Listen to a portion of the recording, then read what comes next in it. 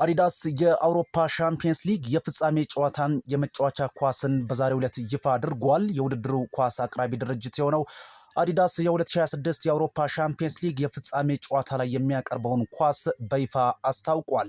የፍጻሜ ጨዋታው በሃንጋሪ ቡዳፔስት የሚደረግ ሲሆን አዲዳስ ኳሱን በሃንጋሪን ታሪክና ባህልን ሊገልጽ የሚችል መልኩ ኳሱን እንዳዘጋጀው ተነግሯል። ከፍጻሜ ጨዋታ ውጪ በጥሎ ማለፍ ጨዋታዎችም ይህ አዲሱ ኳስ ሊቀርብ እንደሚችል መላምቶችም ተሰጥቷል።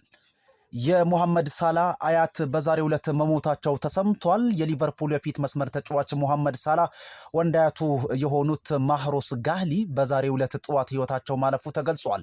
ከሰሞኑ የኢብራሂማ ኮናቴ አባት ማረፋቸው መዘገቡ የሚታወስ ሲሆን ዛሬ ደግሞ የሙሐመድ ሳላ አያት መሞታቸው ተሰምቷል። መረጃውን የሙሐመድ ሳላ አጎት የሆኑት አህመድ አብዱልአዚዝ አልባምቢ የዘገቡት ሲሆን የቀብር ስነስርዓቱም ናግሪግ ከተማ በሚገኘው በሙሳ መስጂድ ሰላተል ጀናይዛ ከተሰገደባቸው በኋላ እንደሚፈጸምም ተነግሯል። የ33 ዓመቱ መሐመድ ሳላ ትናንት ከማንቸስተር ሲቲ ጨዋታ በኋላም በቀጥታ ወደ ግብጽ የአያቱን እንዲሁ ቀብር ስነስርዓት ላይ ሊገኝ መሄዱንም መረጃዎች እንዲሁ ጠቅሰዋል።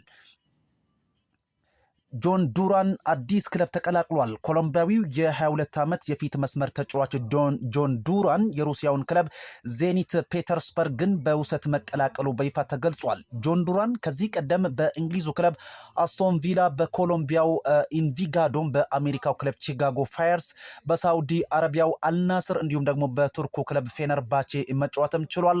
አሁን ደግሞ ለአዲስ ቻሌንጅ ወደ ሩሲያው ክለብ ዜኒት ፔተርስበርግ በውሰት መቀላቀሉ ታማኝ የመረጃ ምንጮች አመላክቷል። የተጫዋች ገና እድሜው 22 ነው። ከዚህ በኋላ ብዙ ነገሮች ይጠበቁበታል። ግን በአንድ ክለብ መርጋትም አልቻለም። በአስቶን ቪላ ቤት እጅግ አስደናቂ ጊዜን ማሳለፉም ይታወሳል። ወደ ፌነርባቼ፣ ሳውዲ አረቢያ እንዲሁም ደግሞ አሜሪካ አቅንቶ ከተጫወተ በኋላ አሁን እንግዲህ በውሰት ለስንት ጊዜ መፈረሙ ባይታወቅም ግን በውሰት ይህንን ክለብ መቀላቀሉ በይፋ ተገልጿል። ሚኬል ሜሪኖ በዛሬው ዕለት ቀዶ ጥገና እንደሚያደርግ መረጃዎች ጠቁሟል። ስፔናዊው የአርሰናል የአማካይ ስፍራ ተጫዋች ሚኬል ሜሪኒዮ ባጋጠመው ጉዳት በዛሬው ዕለት ቀዶ ሕክምና እንደሚያደርግ ይጠበቃል። ሚኬል ሜሪኒዮ አሁን ላይ ያጋጠመው ጉዳት የአጥንት ስብራት እንደሆነም ነው እየተነገረ የሚገኘው። በማንቸስተር ዩናይትድ በኤምሬትስ ስቴዲየም 3-2 በተሸነፉበት ጨዋታ የመሃል ሜዳው ሞተር ሚኬል ሜሪኒዮ ጉዳት እንዳጋጠመው ሲዘገብም ቆይቷል።